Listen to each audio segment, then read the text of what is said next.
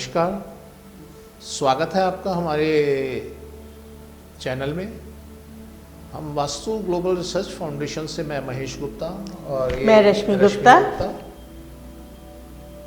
तो दोस्तों, आज हम एक नए टॉपिक पे बात करने के लिए हाजिर हुए हैं। तो बताएं रश्मि जी, आप किस विषय के लिए बात करना चाहते हैं? महेश जी, एक बहुत बड़ी समस्या लोग फेस कर रहे हैं क्योंकि कोरोना काल चल रहा है। 2 साल से बच्चे बिल्कुल होम बाउंड हुए हुए हैं। उनकी स्टडीज़, उनकी गेम्स, सब में डिस्टर्बेंस है। इवन जो बच्चे आधा दिन पेरेंट्स को देखते ही नहीं थे, वो उनको अपने पेरेंट्स के बीच में ही अपना समय बिताना पड़ता है। फ्रेंड्स के साथ उनको अलाउड ही नहीं है बाहर निकलना। तो वो basically they have become home sick. वो बड़े बुजुर्ग भी उनको हर समय कोई ना कोई शिक्षा देते रहते हैं, पेरेंट्स शिक्षा देते रहते हैं। बच्चे अल्टीमेटली, मैं देखती हूँ काफ़ी ज़्यादा हमारे पास क्लाइंट्स ऐसे हैं, लेडीज़ हैं जो हमें मैसेज करती हैं, जो हमें फ़ोन करके पूछती हैं कि सर मैडम, कोई ऐसे उपाय बताएं कि हमारे बच्चे जो डिप्रेशन में जा रहे हैं तो उनको किस तरीके से हम उससे उभारें।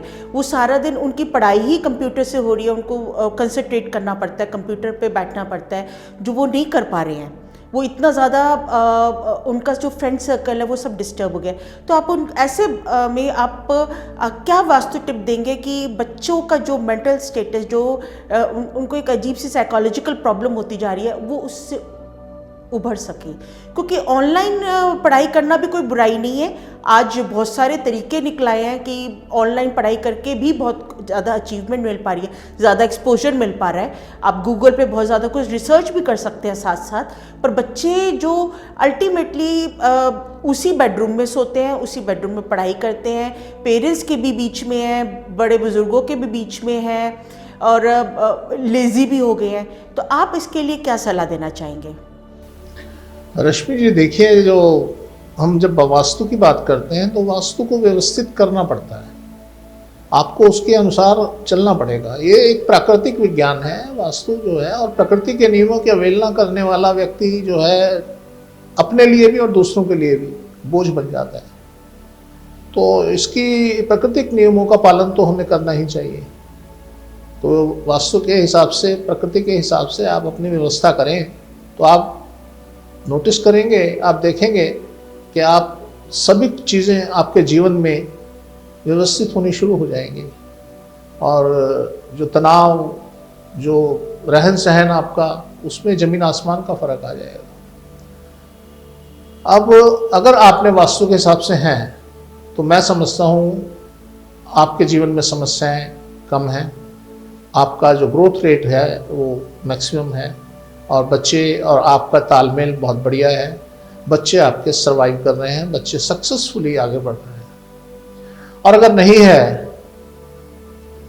तो कुछ भी पॉसिबल है। बच्चों में तनाव रहेगा, बच्चे बिखर जाएंगे, और बच्चे चिड़चिड़ापन और ये सब चीज़ें, क्योंकि आज कोरोना टाइम में सब लोग घर पे हैं, ये सब होने की संभावनाएं बढ़ जाएंगी।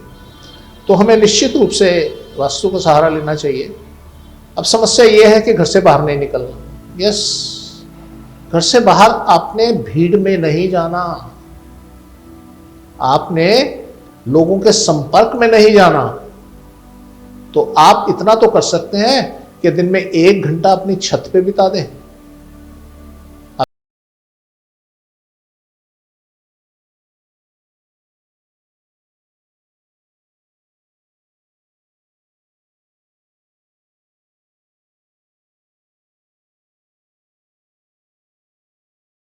क्योंकि घर में रहने और बाहर में रहने में क्या अंतर है? जब आप घर पे रहते हैं तो ऊर्जाएं पूरी तरीके से आपको नहीं मिल पाती, आप तक नहीं पहुंच पाती, और उन ऊर्जाओं के आपके जो संबंध हैं, आपके ऊपर जो उनका प्रभाव आना है वो कम होता है। अब जब सब बच्चे स्कूल जाते हैं, स्कूल जाने में, दूसरी बिल्डिंग में, खेलने में, तो बच्चों को जो ऊर्जा का जो आवरण मिलता है वो डिफरेंट होता है। और घर में रहने पर तो ऊर्जा की कमी डेफिनेटली, 4 दीवारी के बीच में जब आप आए तो वो रहेगी। अगर आप घास फूस के मकान में हैं, झोपड़ी में हैं, तो ऊर्जा में कमी नहीं आएगी। और अगर आप कंक्रीट के मकान में हैं और ईंटों से बने मकान में हैं तो डेफिनेटली ऊर्जा में कमी आएगी। तो इसलिए सबसे पहले तो इसका उपाय यही है कि आप छत पे जाएं, थोड़ा बाहर निकलें। ऐसा कुछ नहीं कि ये बाहर निकलने से कोई दिक्कत है किसी के दूसरे के संपर्क में आने की। तो आप किसी के संपर्क में ना आए, भीड़ में ना जाएं, उससे बचें। अदरवाइज बाहर निकलने के, अगर आपके छोटे से आपका अपना लॉन है, कुछ है, आप वहाँ उठें बैठें। अगर नहीं है तो आसपास कोई पार्क है उसमें चले जाएं। तो समस्या यहाँ ये नहीं है कि आप खुली हवा में ना घूमें, समस्या ये है संपर्क में नहीं आना। तो आप किसी के संपर्क में ना आए, खुली हवा में घूमें। एक तो ये उपाय बड़ा सटीक उपाय है और इससे आप डेफिनेटली ऊर्जा मिलेगी, ताजगी आएगी। और नहाएं, डेली नहाएं। तो ये, क्योंकि नहाने से क्या होता है, आर्टिफिशियली हमें जो है ऊर्जा मिलती है। हमारे पास जल, वायु, ये दो चीज़ें हमारे प्राण के लिए, हमारे ग्रोथ के लिए बड़ी कारगर हैं। वैसे तो पांचों तत्व हमारे लिए बड़े उपयोगी हैं, पर जो ये दो तत्व हैं, ये आपके जल और वायु, ये तत्व तो आपके मतलब प्राण वायु है। इसके बिना तो आप सेकंड्स, मिनट्स इस तरीके से आप निष्फल हो जाते हैं। तो इसलिए आप इसको कोशिश करें पूरी तरीके से लेने की। दूसरा, मान लीजिए आपका घर ऐसा है, ना तो बाहर जगह है ना कुछ है, बिल्कुल पैक है चारों तरफ से। तो आप एक काम कर सकते हैं, एक स्प्रे गन लें और उसमें पानी और कपूर डाल दें और उसको छत की तरफ उसका मुंह करके, बहुत शावर, फॉग जिसे कहते हैं, फॉग होनी चाहिए, वो आप छत की तरफ उसको स्प्रे करें। अब क्या होगा, आपकी एक तो जितनी जो घर के अंदर रुकी हुई ऊर्जा है वो रिफ्रेश होगी, खुल जाएगी। उसमें जो आपके वायु के अंदर जो कण होंगे वो नीचे ज़मीन पे आ जाएंगे। एक बात का विशेष ध्यान रखें कि फर्श गीला ना होने पाए, और फर्श गीला हो तो सबको एक साइड पे बिठा दिया जाए और उसको स्प्रे किया जाए। जब आप स्प्रे करेंगे तो जितने नेगेटिव कण होंगे, जितनी नेगेटिव ऊर्जा होगी, नीचे ज़मीन पे आ जाएगी, रिफ्रेश हो जाएगी और आप दोबारा से आपको रिफ्रेश होकर नई ऊर्जा मिलने लगेगी। एग्जॉस्ट फैन लगाएं, ऊर्जा को किसी भी तरीके से अपने घर में, अपने कमरे में चलाएं, ये बड़ा महत्वपूर्ण है, बड़ा ज़रूरी है। दूसरा, बच्चों के लिए जो है, बच्चे विशेषकर, कोई भी, वैसे तो कोई भी आदमी, पर बच्चे विशेषकर अपना सामान, अपना लैपटॉप, अपना कुछ भी सामान जहां वो सोते हैं उससे नॉर्थ में या ईस्ट में रखें। और बच्चे कहाँ सोएं, वेस्ट में या साउथ ईस्ट में।